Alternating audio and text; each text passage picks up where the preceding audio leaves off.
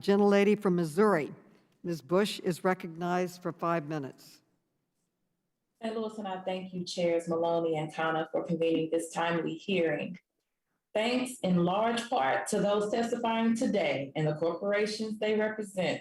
St. Louis has 11 more 90-degree days per year than when I was born.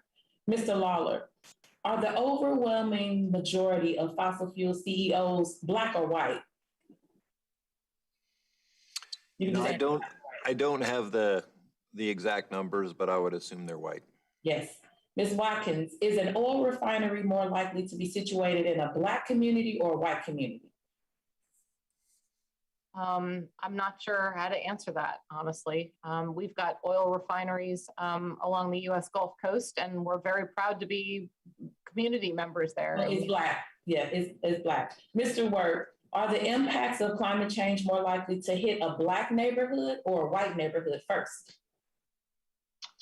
Congresswoman, I have not seen studies that would allow me to give you The answer is Black. The facts are clear. A 2017 NAACP and Clean Air Task Force report found that Black Americans are 75% more likely to live next to company, industrial, and service facilities that directly harm us. For years, you all have continued to promote fossil fuels despite knowing that promoting them means promoting environmental racism and violence in Black and brown communities. You all are still promoting and selling fossil fuels that are killing millions of people. This is a striking example of white supremacy. Your profit-driven choices threaten my life, the lives of my family, my neighbors, and our communities every single day. I sit before you as a Black Congresswoman with asthma caused by fossil fuels and the tear gas you fund. I have a lot of questions, let me say.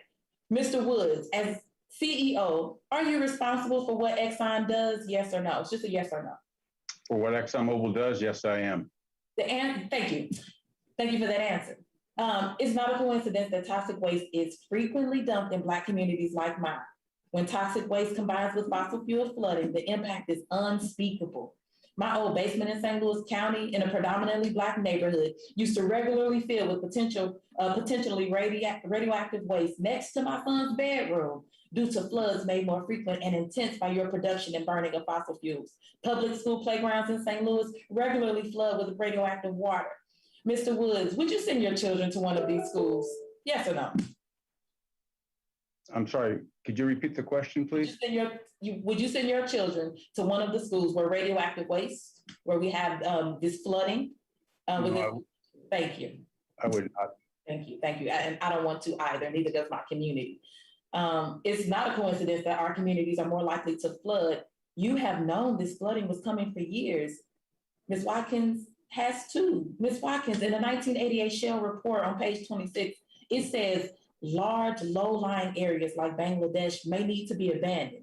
Ms. Watkins, does that bother you that your company deemed a country of 98 million brown people expendable in exchange for storing profits? Yes or no? It's just a yes or no.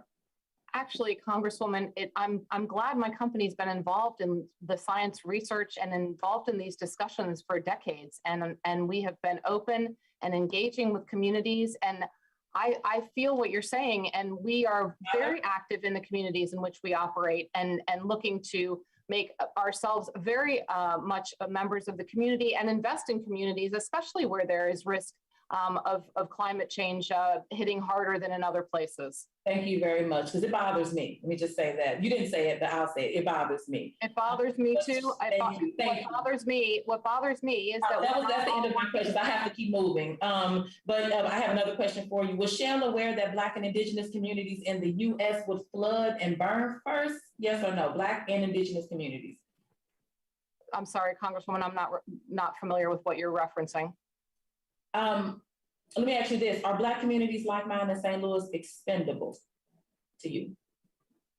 Of course not. Communities are not expendable. We work every day hand in hand with our communities. And in fact, climate change is such a pressing issue that we have to, as companies, we have to work with the communities and with societies and with the government if we're going to be able to get to net zero by 2050.